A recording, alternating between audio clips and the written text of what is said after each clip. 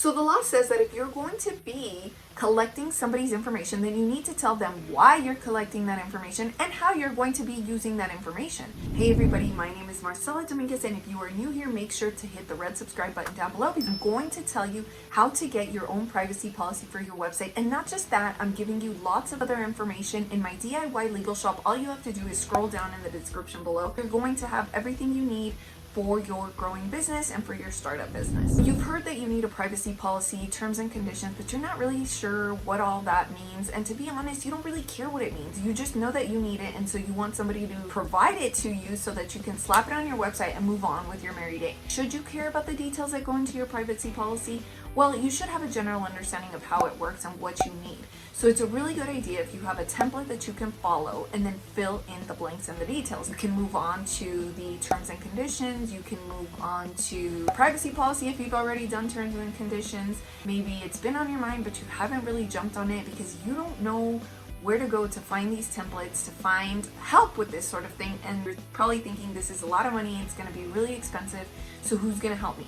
DIY Legal Shop, scroll down into the description below. So do you need a privacy policy for your business? If you have a website, I would say yes, you should have a privacy policy for your business. Whenever you are collecting data about somebody, it doesn't matter what kind of data it is, just think about it. When you go to your favorite website and you buy something, what data are you plugging in? Chances are you might be plugging in just your name and date of birth. Let's say you want a freebie on your birthday, then obviously they need the name and date of birth. Let's say you're online shopping for a family member. Well, chances are you're putting in your name, your telephone number, your address, your credit card information. So of course they're going to be collecting information. Just think about the number of times that a website has collected information from you, even if it's not your address, even if it's not credit card information. There are lots of other ways in which websites can be collecting your information. So if you know you need one for your website, just scroll down into the description. Make sure you get yours. You're going to be able to fill in all the blanks. Just move on with your day and be done with it. You have other stuff to worry about too. You have to worry about the marketing. So do you need help with promoting your business on YouTube, say, just like I'm creating this video for you? Do you need help with securing inventory? Are you somebody who's going to have your own website and you're also going to sell on a third-party platform? Are you somebody who sells services only, so you really only going to have your own website and not really a need for a third-party site like Shopify or eBay or Etsy or any of that? So the law says that if you're going to be collecting somebody's information, then you need to tell them why you're collecting that information and how you're going to be using that information. Like I said already, if you're going to be collecting people's names, date of birth, credit card, address, just any of that info, you need to tell them why you're collecting the information and how you're going to be using it. Let's say you're going to be sharing it with another company because they're maybe paying you for that information. You need to disclose that to the person that is providing the information. If you subscribe to an email, for example, an email list or a newsletter or something like that. Let's say you're somebody who shops at Neiman Marcus.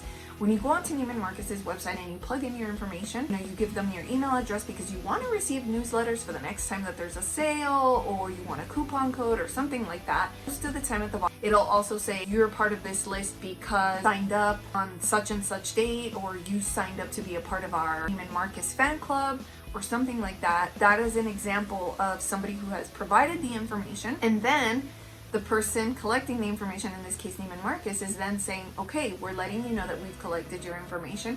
We're letting you know that we're going to be using this information to send you goodies like freebies or coupon codes, or letting you know about sales, and we're going to be sharing this with Nordstrom. So in other words, you need to keep the visitor to your website basically in the loop as to why you're collecting the information and how that information is going to be used. And now, unsubscribing to emails. How in the world do you unsubscribe to somebody's email?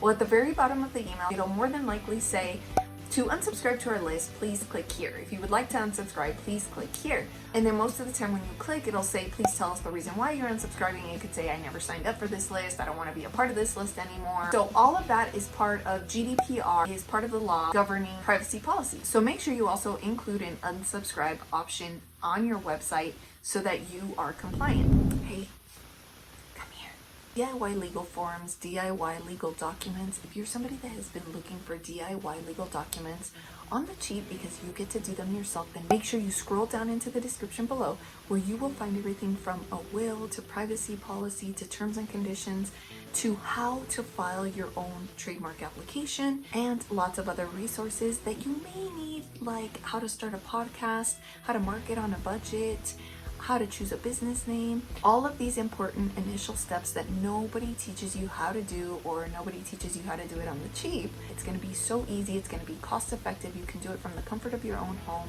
You can visit a lawyer if you'd like. You can contact me if you'd like for a second opinion, or to revise the documents that you have already purchased at DIYlegalshop.com. I'm so excited to bring this to you because I know that so many of you want legal help, but you feel like it is too burdensome to pay that amount of money that you think it's going to cost to hire a lawyer.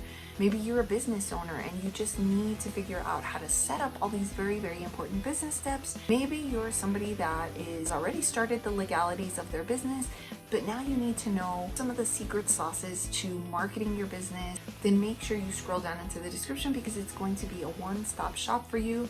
I promise it's going to be easy. And like I always say in my videos, my goal is that you learn more than you knew before you started watching. So if that is going to be the case for you and you're somebody who's really driven to accomplish all of these goals in 2022, then make sure you give me a thumbs up.